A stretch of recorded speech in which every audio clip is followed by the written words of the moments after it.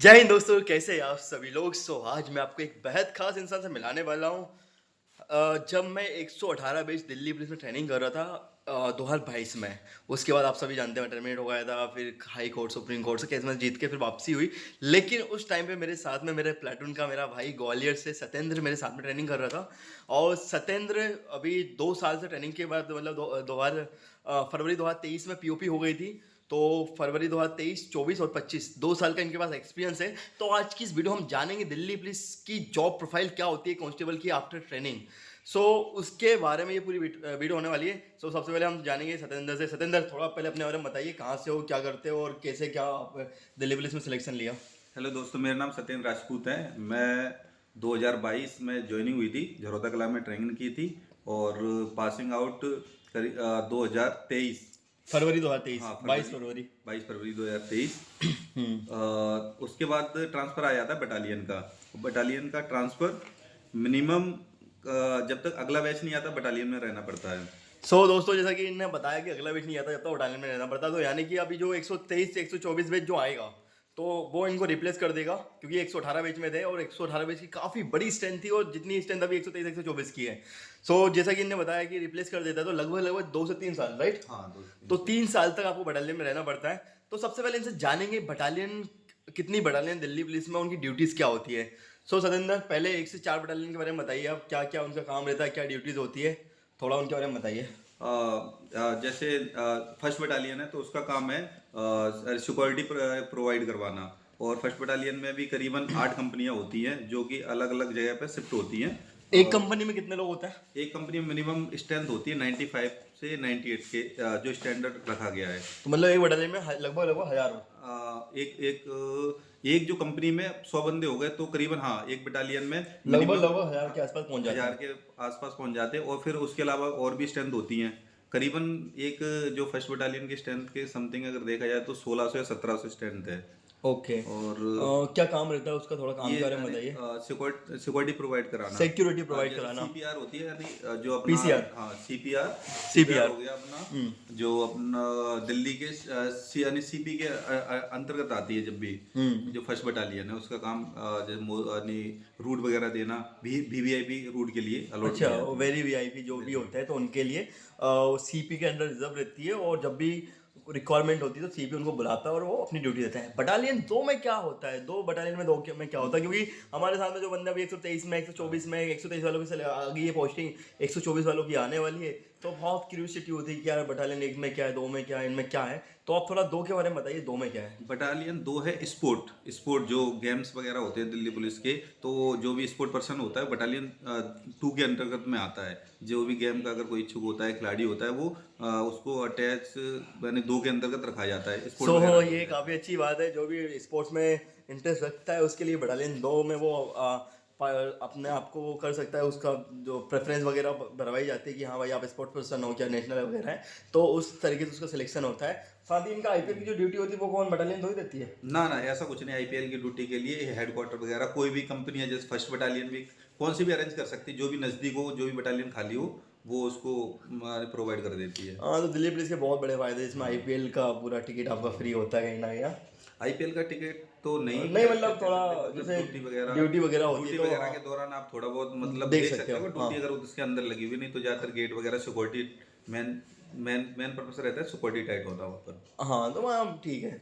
और बटालियन 3 में क्या होता है? बटालियन 3 आ गई अपनी, जो कैदी तिहाड़ जेल से कैदी को ले जाना और उन्हें पेशी वगैरह कराना होता है, वो बटालियन 3 के अंतर्गत में ही आती है वो। जो भी क्रिमिनल्स वगैरह होते हैं, उनकी पेशी वगैरह होती है, जो भी होता है, तो उनको बटालियन 3 में जो होते हैं, जिनका बटालियन 3 में काम करते हैं, उनको लेके जाना, लेके आना, और तिहाड़ जेल में जो भी रहता है उसके बारे में बटालियन 3 का काम है। चलो हम बात करेंगे बटालियन 4 के बारे में। बटालियन 4 में क्या होता है, तो सतेंद्र, बटालियन 4 में क्या होता है?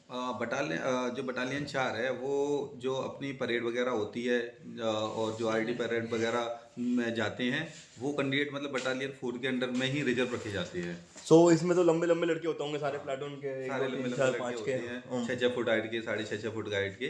बटालियन 4 जो होती है वो परेड के लिए रिजर्व में रखी जाती है। सो भैया जो भी लंबे लड़के होते हैं, जो लंबी लड़कियां होती हैं, तो उनको बटालियन 4 में रखा जाता है ताकि उनसे आर्डी परेड वगैरह ये सब कराई जा सके।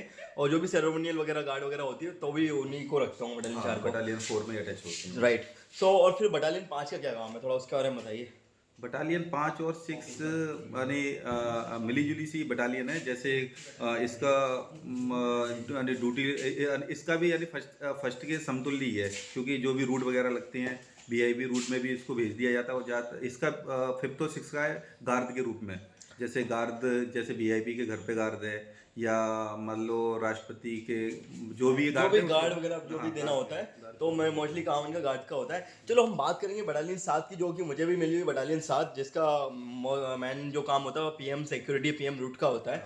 तो थोड़ा उसके बारे में बताइए दीजिए आप। जो बटालियन 7 है वो बटालियन 7 का जो काम है वो उसका भी मतलब छोटी बटालियन है, लेकिन वो ज़्यादातर रिजर्व में रहती है 7 बटालियन। और पीएम रूट का उसका काम रहता है। मैंने ये बटालियन में यही काम रहते हैं।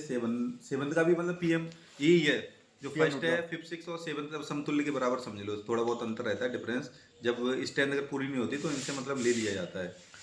तो उसके बाद बटालियन 8 भी है। हाँ, बटालियन 8 थोड़ी अलग है, वो ओनली सिक्योरिटी पर्पज से आती है पूरी। अच्छा। जो भी सिक्योरिटी दिल्ली पुलिस के कमांडो होते हैं वो पूरी 8 बटालियन में जैसे मतलब जो एडवांस कमांडो करके हाँ, जाते हैं तो वो 8वीं बटालियन में जाता है। या 8 बटालियन में ही रहता है। जो पराक्रम वाले कमांडो होता है, जो भी सारे जो भी कमांडो होगा वो 8 बटालियन में अटैच होता है। दोस्तों जैसा कि आप सभी जानते हो, दिल्ली पुलिस में ट्रेनिंग के टाइम पे जैसे आपकी ट्रेनिंग कंप्लीट होती है उसके बाद 3 महीने का एडवांस कमांडो कराया जाता है, कि जो कि राजस्थान के अवंतपुरा में होता है। जब आप एडवांस कमांडो करके आते हो तो आपको 8वीं बटालियन 8 बटालियन में रखा जाता है। उसका मेनली पर्पस यही होता है कि जो भी सिक्योरिटी वगैरह होती है, वीआईपी सिक्योरिटी और जो भी कमांडोज की ड्यूटीज होती है, तो वो उसी बटालियन में आपको रखा जाता है और वहीं से आपको सारी चीज़ें होती हैं। चलो तो अब एक बात बताइए सतेंद्र, आप इसमें जो चलो ठीक है ये बटालियन का काम हो गया, अब इनकी ड्यूटीज क्या होती है, कितने घंटे की ड्यूटी होती है?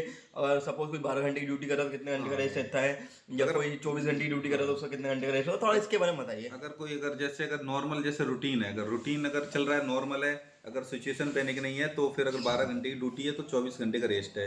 अगर 24 घंटे की ड्यूटी है तो 48 घंटे का रेस्ट है। मतलब उसका एक डबल के बटालियन में डबल के तौर पर काम किया जाता है। और जैसे ऑफिस वर्क है तो ऑफिस वर्क का तो वो ऑफिस का तो अलग ही सीन होगा। ऑफिस का तो अलग ही उसमें सीन सैटरडे संडे का ऑफ हाँ, सैटरडे संडे हो जाता है। अगर फिर वो डिपेंड करता है, जैसे काम के ऊपर होता है तो उनको बुला लिया जाता है। वैसे आराम में है, इतना लोड ज़्यादा नहीं रहता। एक चीज मैं आपको बताना चाहूंगा, यहाँ जैसे मैंने आपको एडवांस कमांडो बताया, उसमें एक कमांडो होता है स्वेट कमांडो। स्वेट कमांडो की 7 दिन की ड्यूटी है और 7 दिन का रेस्ट है। उसमें अपना दोस्त रूपेश है। हाँ, वो 7 दिन का ड्यूटी क्योंकि वो इसलिए कर देते क्योंकि 24 घंटे वो वहाँ पर अवेलेबल होना ही पड़ता है। अवेलेबल होना ही पड़ेगा आपको बाय हुक एंड बाय तो इसलिए उनको थोड़ा रेस्ट दिया जाता है थोड़ा। तो मतलब जो भी बाहर के लड़के हैं, जैसे कोई एमपी से हो गया, फिर कोई हिमाचल उत्तराखंड या कहीं से भी हो गया, तो वो डेफिनेटली कोशिश करता है कि हमको स्वेट कमांडो मिल जाए ताकि हम 7 दिन यहाँ पे ड्यूटी करें, 7 दिन घर पे रहें। यानी कि महीने में 2 हफ्ते ड्यूटी, 2 हफ्ते रेस्ट। तो ये काफ़ी बढ़िया। तो आप सोच सकते हो पूरे साल भर में कितनी छुट्टी हो जाती होंगी। तो ये आपको मोटा मोटा सब पता चल गया बटालियन के बारे में, कौन सी बटालियन का काम रहता है। सतेंद्र एक बात बताइए, अब जो सैलरी होती है ट्रेनिंग के टाइम पे हमारी वही 33,000 के आसपास सैलरी आती है, और वो 5,000 आपका एनपीएस वगैरह कटता है, तो लगभग 40,000 के आसपास हमको टोटल सैलरी मिलती है। ट्रेनिंग खत्म होने के बाद क्या सैलरी होती है? ट्रेनिंग सैलरी होने के बाद अपना जो हाउस रेंट है वो इंक्लूड हो जाता है। ठीक है। ऊपर से अपना जो टीपीडी है, जो अपना यात्रा भत्ता है वो इंक्लूड हो जाता है। तो जो ट्रेनिंग के बाद सैलरी अभी इन हैंड 49 अप्रोक्स 49 के समथिंग में आ रही है अभी। 49,000 मिल रहा है इनको। हाँ, और साल भैया इतनी सैलरी किसी भी दिल्ली पुलिस और चंडीगढ़ पुलिस के अलावा किसी को नहीं मिलती पूरे इंडिया में। कांस्टेबल रैंक पे मिलती है ना ये तो है। दिल्ली पुलिस सबसे बेस्ट है, सबसे ज्यादा सैलरी देती है दिल्ली पुलिस। सैलरी अच्छी है और ड्यूटीज भी सही टाइम पर हैं और फोर्सों की तुलना में अच्छी ड्यूटीज और स्ट्रेंथ भी काफी अच्छी, लगभग 90,000 के आसपास स्ट्रेंथ है दिल्ली पुलिस की, तो ऐसी कोई दिक्कत नहीं आती है।